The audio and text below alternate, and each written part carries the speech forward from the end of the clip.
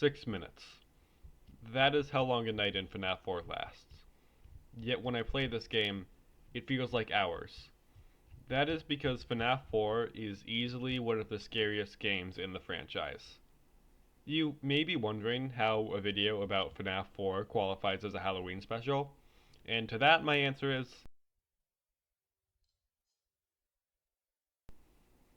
there. Now it counts. The gameplay is pretty simple. You run up to a door, listen for a few seconds, and if you hear breathing, you close the door.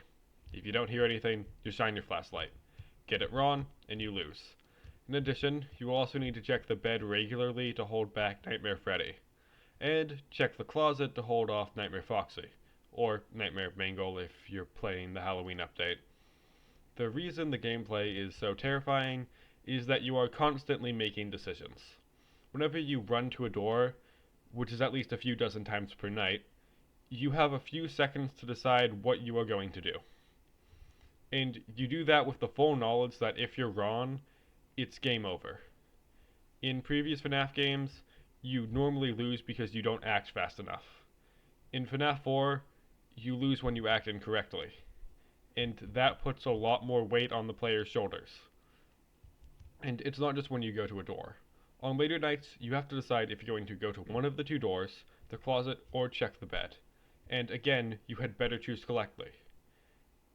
Every time you press a button on the keyboard, you do so with the knowledge that it could result in a very loud jump scare. But the game forces you to do it, constantly. And you just want it to be over. But when you desperately want something to be over, your brain decides to give you the bird and actually makes it feel as though time is going by slower. So those 6 minutes feel a whole lot longer. I'm going to keep this video short since I want it out by Halloween, but I would really appreciate it if you liked and subscribed. It would help out a lot. Anyways, that's about all I want to say. See you later.